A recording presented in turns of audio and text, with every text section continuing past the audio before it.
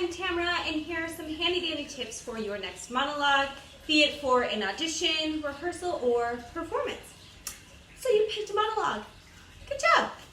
Read the play, read it again, and then read it again. I recommend going through the play and circling or underlining things that people say about your character and things that your character says about you. Which brings us to our first step for preparing your monologue, and that is preparing your character. Now there's a couple of things that you want to keep in mind when preparing your character. You want to have a clear idea of who they are. So after you've done all of your research, I like to pick 3 adjectives for my character, things that I can play. For the purposes of this video, I'm going to use Amelia from Othello in her monologue. So I would say that Amelia is wise, grounded, and funny. Those are things that I can play pretty easily. You want to think positively about your character. So try not to have any kind of negative adjectives. They're much harder to play. So after you've read the play, and you've kind of decided who your character is, and you've circled up things that people say about you and things that you say about yourself, you want to start to think about backstory. Who is this character? Where did they come from? How old are they? What do they do for a living? Are they educated? Do they have brothers and sisters? Where did they grow up? Do they get along with their parents? All of these things are really good insight into who your character is. So after you've explored and dissected your character, we can start to make some physical and vocal choices. I'm going to move this chair and stand up. Now the first thing that I like to think about in creating a character physicality is their driving or leading center. Are they a thinking character? Do they lead from their head? Are they a feeling character? Do they lead from their heart? Are they a wanting character? Do they lead from their hips? Are they an on-the-go character? Do they lead from their feet?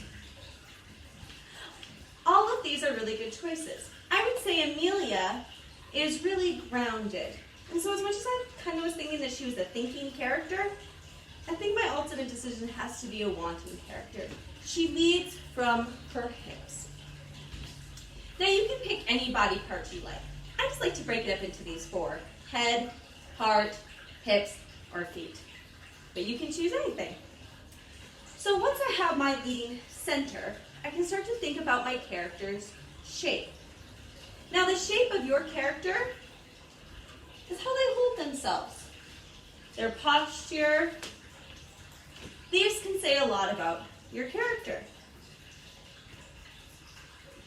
So I have a shape and I have a leading center. Then we can start to think about tempo and weight. Now tempo is how fast you move or how slow or somewhere in between. Weight has to do with the weight in which they walk. Are they heavy on their feet or are they light on their feet or somewhere in between? So after I have my leading center, my shape, my tempo, and my weight, I can then start to think, is my character indirect or direct? Do they go after what they want or do they kind of skirt around it? Now this can come into play in all their personality, their physicality, and their voice. I would say Amelia is a really direct character. She says what she thinks. So I have my leading center, my shape, my tempo, my weight, my directness. I can now add in a gesture. Now a gesture is a motion with a beginning, middle, or an end. We do behavioral gestures all the time.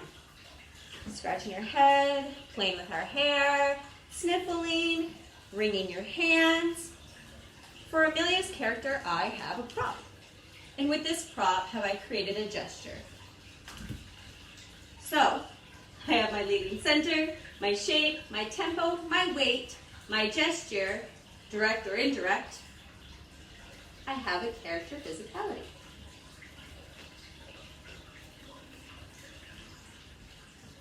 Good job.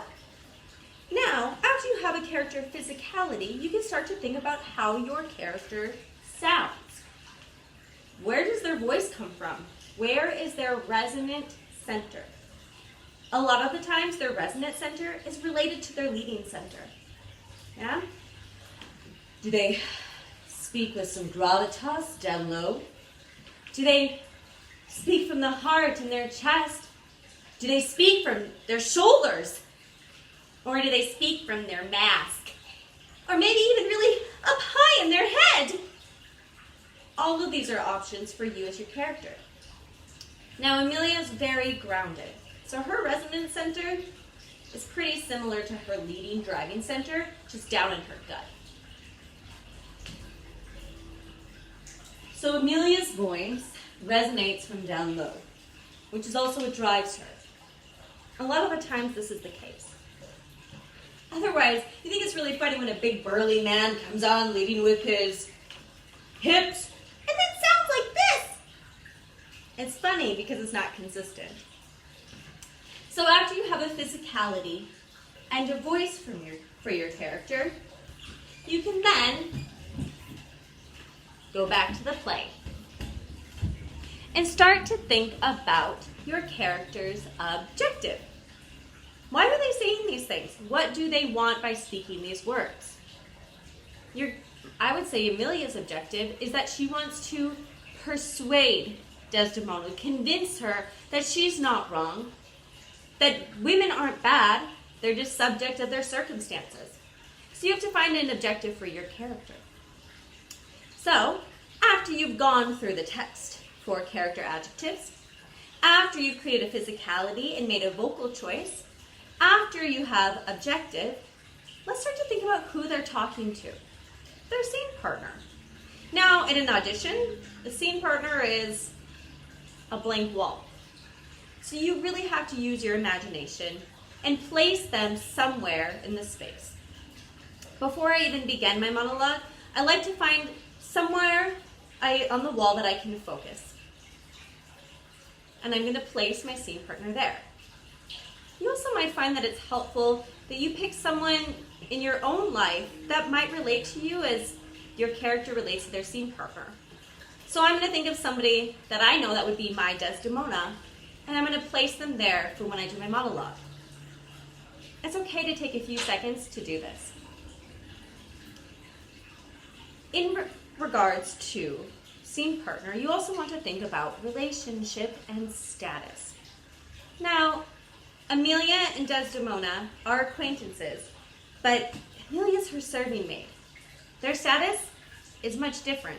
Amelia's is much lower, which prevents Amelia from maybe saying and doing the things that she would normally say and do and how she would speak. Status plays a role, so that's something to think about as well.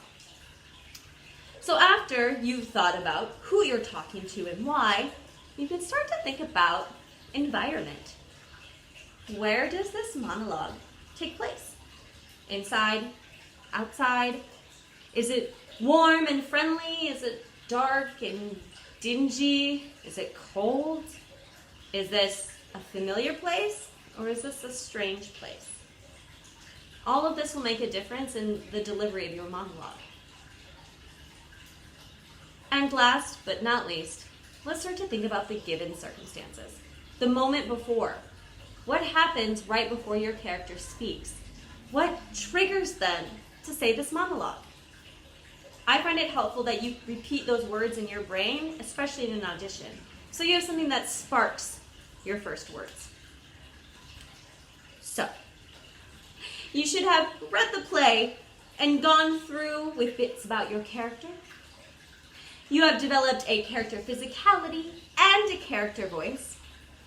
You have explored their objective and their relationship to their scene partner, along with their environment and the moment before.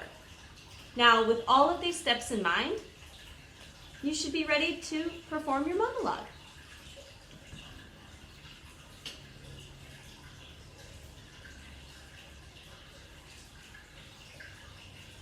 But I do think it is the husband's fault if wives do fall. Say they slack their duties and pour our treasures into foreign laps, or else break out in peevish jealousies, throwing restraint upon us, or say they strike us, or scant our former having in despite. Why, we have galls, and though we have some grace, yet have we some revenge. What is it that they do when they change us for others? Is it sport? I think it is. And doth affections breed it? I think it doth. It is frailty that thus errs, it is so too. And have we not affections, desires for sport and frailty as men have? Then let them use us well. Else let them know the ills we do, their ills instruct us so. Thank you, and happy Monologue.